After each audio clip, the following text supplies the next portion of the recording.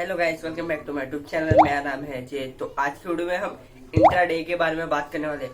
अगर आपको daily trading करके अर्निंग करना है क्रिप्टो करेंसी से, कोई भी स्टॉक मार्केट से या फिर कोई भी फॉरेक्स ट्रेडिंग करनी है, तो आप इस स्ट्रेटेजी को फॉलो करके इजीली डेली अर्निंग कर सकते हो कोई भी स्टॉक या फिर कोई भी क्रिप्टो करेंसी से। मैं आपको आज एक ऐसा ट्रेडिंग स्ट्रेटेजी बताने वाला जो कि कोई भी इजीली फॉलो करके इंट्राडे ट्रेडिंग कर सकता है और इजीली डेली अर्निंग कर सकता है इस ट्रिक को और इस स्ट्रेटेजी को फॉलो करके। तो चलिए मैं आपको बता दूं कि वो स्ट्रेटेजी है क्या। तो आप यहाँ देख सकते हैं, मैं अपने लैपटॉप की स्क्रीन पे आ चुका हूँ। मैंने बिटकॉइन यूएसडीटी का पेयर ओपन करके रखा है। तो यहाँ पे आपको कुछ लाइंस दिखती रहेगी, जैसे कि ये लाइन हो गई, ये लाइन हो गई, ये काफ़ी सारी लाइन दिखती होगी, लेकिन आपको कुछ समझ में नहीं आता होगा ये है क्या और एक्चुअली ये वर्क कैसे करता है। तो मैं इसी की मदद से आपको मैं बताने वाला हूँ कि आप इसी की मदद से कैसे इंटरडे ट्रेडिंग कर सकते हो। तो चलिए, सबसे पहले आपको बेसिक समझना पड़ेगा कि ये है क्या, तभी आपको यही जाके समझ में आएगा। चलिए मैं आपको सिंपल तरीके से बताता हूँ। एक मिनट, इसको मैं थोड़ा छोटा कर लेता हूँ।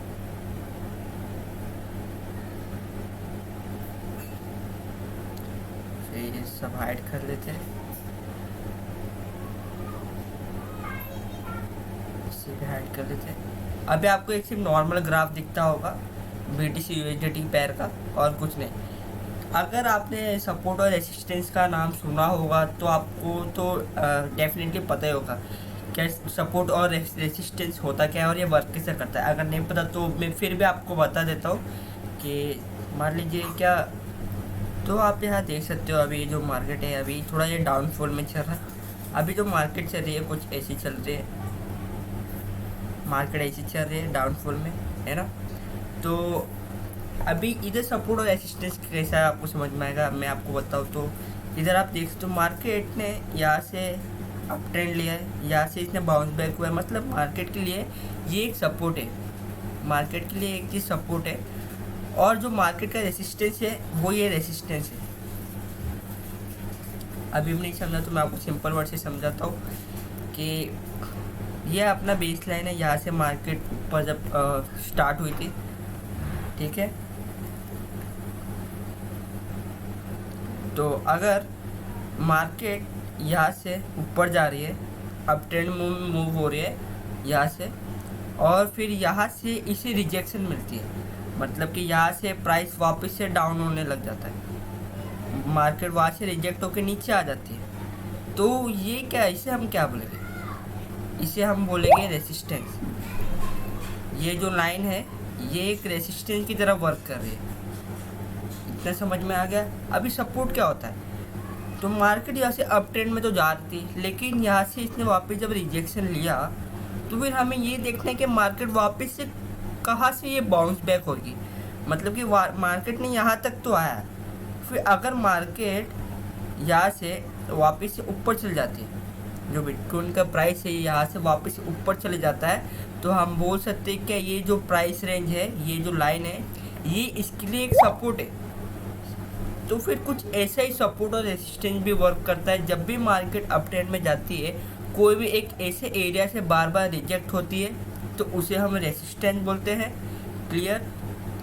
और अगर कोई भी बिटकॉइन या कोई भी मार्केट है, अगर वो एक जगह से सपोर्ट लेके, मतलब कि अगर वो डाउनफॉल वापस से, वो जब डाउन ट्रेंड में आती है और वापस से कोई एक जगह से बाउंस बैक होती है बार बार, तो उसे हम सपोर्ट बोल सकते हैं। वहाँ से ना जो बायर्स है, बायर्स वहाँ से बाइंग स्टार्ट कर देते हैं अपने ओपन ऑर्डर्स लगा के, तो जिसकी वजह से मार्केट वापस से बाउंस बैक हो जाती है।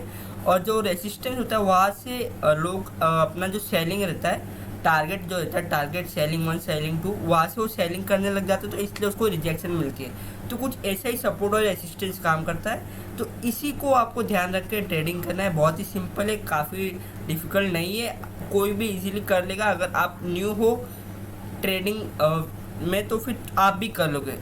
तो मैं आपको बता दूं कि आपको अभी वो चीज़ को यूज़ कैसे करना है, क्योंकि आपका अभी एक कॉन्सेप्ट क्लियर हो गया रेसिस्टेंस और सपोर्ट वाला।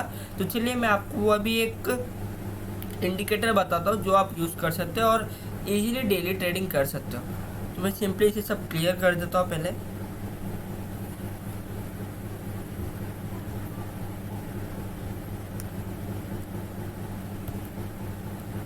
तो इंट्राडे के ट्रेडिंग के लिए तो आपको 4 आवर का टाइम फ्रेम चाहिए नहीं होगा, आपको और छोटा टाइम फ्रेम चाहिए होगा। तो इधर पे मैं 15 मिनट्स का ले लेता हूँ, 15 मिनट्स का इंट्राडे के लिए सही रहता है। तो हमने 15 मिनट्स का इंट्राडे का ट्रेडिंग के लिए चार्ट ये ले लिया। आप यहाँ देख सकते हो इसमें ये अप ट्रेंड के जैसा मूव हो रहा है। तो सिंपली आपको क्या करना है, अभी इधर इंडिकेटर्स दिख रहा होगा आपको, अगर ट्रेडिंग का थोड़ा बेसिक नॉलेज है, ओवरव्यू है, तो आपको पता होगा कि ट्रेडिंग में इंडिकेटर्स ये सारे सब सिंबल्स कहाँ से यूज़ होते हैं। तो आप यहाँ देख सकते हो ट्रेडिंग, आपको ट्रेडिंग में इंडिकेटर्स का यह ऑप्शन दिख रहा है। आप सिंपली से जब क्लिक करोगे तो इधर पे लिखना है आपको पाइवोट।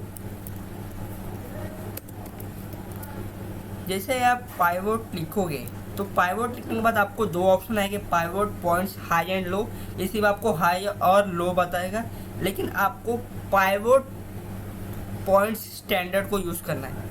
सिंपली आप इस पर जब क्लिक करोगे तो ये इंडिकेटर आपके जो चार्ट है उसमें अप्लाई हो जाएगा। तो आप देख सकते हो ये मेरे पास है, इसलिए वो अप्लाई नहीं हुआ। तो आप यार देख सकते हो काफ़ी सारी आपको लाइन दिख रही होगी, आपको नहीं समझ में आ रहा होगा कि कौन सी लाइन है, तो मैं इसको रीसेट करता हूँ। अभी जो मार्केट है चौपी है, यहाँ देख रहे हो यहाँ पे कोई भी बाइंग सेलिंग नहीं हो रहे। तो ये मार्केट में हम बाइंग इधर पे ट्रेडिंग कर ही नहीं सकते, इधर ट्रेडिंग करके कोई मतलब नहीं है, क्योंकि ये पूरी मार्केट चौपी है, कोई भी इधर बाय और सेल नहीं करना है। तो मैं सिंपली इसे हटा दूंगा और अभी मैं आपको तो काम मार्केट से बाइंग और सेलिंग करना है और ये वर्क कैसा करता है। तो आप काफ़ी सारी लाइन दिख रही होगी, कुछ समझ में नहीं आ रहा होगा। तो मैं एक काम करता हूँ, कुछ ऐसा कोई कॉइन ले लेता हूँ जो ज़्यादा मूव होता है। सोलाना को ट्राई करते हैं। हाँ आप यहाँ देख सकते हो जो सोलाना है, इसको मैंने 15 मिनट्स का टाइम फ्रेम में ओपन करके रखा है।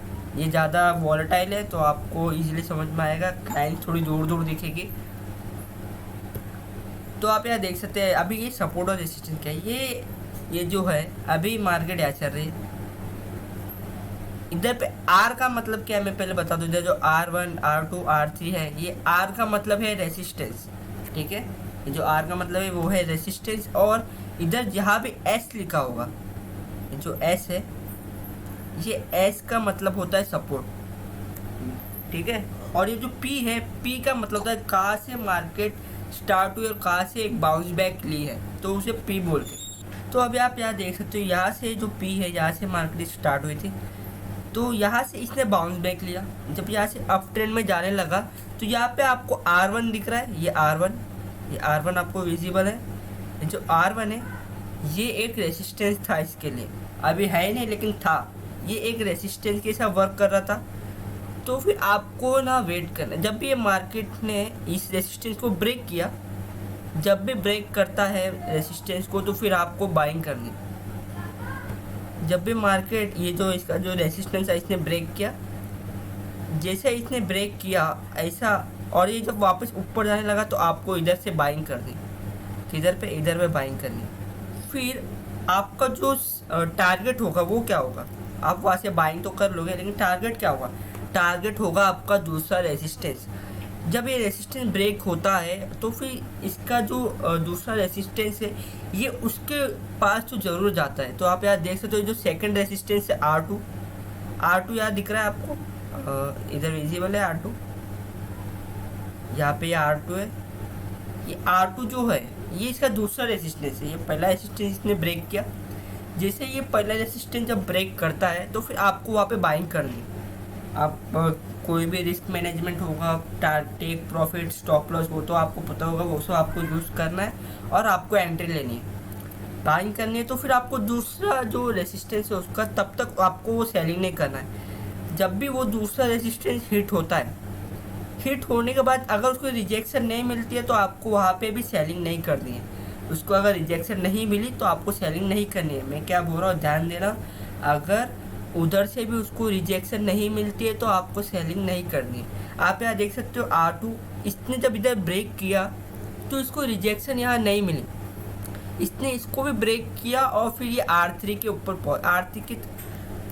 R3 के तरफ पहुँचने लगा और उसको ब्रेक करने की कोशिश करने लगा। आप यहाँ देख सकते हो R3 दिख रहा है, जो R3 इसका रेसिस्टेंस 3 है, तो उसको ब्रेक करने की कोशिश किया। तो आप यहाँ देख सकते हो इधर से उसको रिजेक्शन मिली है, तो आपको क्या करना है, इधर पे सेलिंग करनी है अपनी। अगर आपको ज़्यादा रिस्क नहीं लेना है तो आप यहाँ पे सेलिंग कर सकते हो, क्योंकि यहाँ से इसको रिजेक्शन मिली, यहाँ पर भी आया तो रिजेक्शन मिली, तो ये आपके ऊपर है आपको सेलिंग करना है कि नहीं करना है। आपको अगर ज़्यादा रिस्क नहीं लेना तो आप यहाँ पे सेल कर सकते हो, वरना इसने आप देख सकते हो कि 2 रेसिस्टेंस को ब्रेक किया है, तीसरे रेसिस्टेंस को ये ब्रेक नहीं कर पाया, फिर उसके बाद रिजेक्ट हो गया। तो फिर आपको अगर थोड़ा और रिस्क लेना है तो आप थोड़ा वेट कर सकते हो, क्योंकि ये जो दूसरा रेसिस्टेंस था जो उसने ब्रेक किया था वो अभी उसके लिए एक सपोर्ट की तरह काम करेगा। तो आपको देखना है कि वो सपोर्ट की तरह काम कर रहा है कि नहीं। तो आप ये देख सकते हो यहाँ से तो इसने जब ब्रेक किया, मैं थोड़ा बड़ा कर लेता हूँ आपको इजीली देखने को मिलेगा।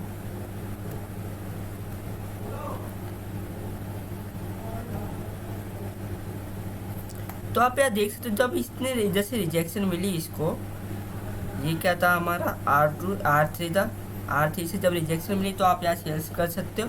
अगर आप थोड़ा वेट भी कर सकते हो, क्योंकि जो उसका रेसिस्टेंस था, जो ये दूसरा रेसिस्टेंस था, ये अभी एक सपोर्ट की तरह काम करेगा ये इस मार्केट के लिए, ठीक है। तो आप देखना है, आपको नोटिस करना है क्या ये सपोर्ट की तरह काम कर रहा है कि नहीं। ये सपोर्ट की तरह काम किया, मार्केट ने यहाँ पर आया, आके वापस से ये बाउंस बैक हुआ, यह आप देख सकते हो यहाँ से इसने वापस से बाउंस बैक लिया, क्योंकि ये एक सपोर्ट की तरह काम कर रहा है। ये जो एरिया है ये सपोर्ट की तरह काम किया और इसने यहाँ पर आके वापस से बाउंस बैक लिया और ये ऊपर जाने लगा। तो कुछ ऐसे ही आपको ये स्ट्रेटेजी को फॉलो करना है, यूज़ करना है और आपको प्रॉफिट गेन करना है। और अगर आप ऑप्शन ट्रेडिंग करते हो या फिर फ्यूचर ट्रेडिंग करते हो तो आपको डाउन ट्रेंड में भी इसी स्ट्रेटेजी को फॉलो करना है। बहुत ही सिंपल है, नीचे जाना है, जो सपोर्ट है, जो सपोर्ट को ध्यान देना है। अगर वो सपोर्ट को ब्रेक करना है तो आपको वहाँ पे बाइंग कर लेना है। सपोर्ट जैसे ही ब्रेक होगा तो दूसरे सपोर्ट की तरफ जाएगा जहाँ से वो बाउंस बैक होने की कोशिश करेगा। तो कुछ ऐसा ही आपको फ्यूचर ट्रेडिंग में भी काम आएगा। ये भी जब भी मार्केट नीचे जाएगी तो तब भी आप प्रॉफिट जनरेट कर सकते हो, आपको कोई भी प्रॉब्लम नहीं होगी। तो ये जो इंडिकेटर है बहुत ही सिंपल है, बहुत इजीली आप यूज़ कर सकते हो, कोई भी आपको डिफ़िकल्टी नहीं आएगी, आप इजीली डेली अर्निंग कर सकते हो। लेकिन इस इंडिकेटर को ध्यान देते हुए आपको सपोर्ट और रेसिस्टेंस नहीं भूलना है। अगर हायर टाइम फ्रेम की हम बात करें तो मैं आपको बता दूँ, ये आप जितना हायर टाइम फ्रेम में यूज़ करोगे उतना ही ज़्यादा ये एक्यूरेट वर्क करेगा, क्योंकि जितना ज़्यादा टाइम फ्रेम में आप जब इसे यूज़ करते हो तो उस टाइम फ्रेम में आपके पास ज़्यादा डेटा होता है, ज़्यादा कैंडल्स का डेटा होता है, ज़्यादा मिनट्स का डेटा होता है, जिसकी वजह से जो आपका टेक्निकल एनालिसिस होता है, जो भी इंडिकेटर्स होते हैं वो ज़्यादा एक्यूरेट वर्क करते हैं। लेकिन आप इंट्राडे कर रहे हो तो आप 15 या फिर 30 मिनट्स ही मैं रिकमेंड करूँगा, उससे नीचे आप इसे यूज़ मत करना, क्योंकि उसमें ज़्यादा रिस्क हो जाएगा फिर आपके लिए। तो आज के लिए बस इतना ही। अगर वीडियो अच्छी लगी तो वीडियो को लाइक, तो चैनल को सब्सक्राइब करना ना भूलें। मैं अपने यूट्यूब चैनल में ऐसे ही आपके लिए क्रिप्टो एजुकेशनल वीडियो और क्रिप्टो के ऊपर एनालिसिस की वीडियो लाता रहूँगा और आपकी मदद करता रहूँगा, क्योंकि लर्न टुडे अर्न टुमारो।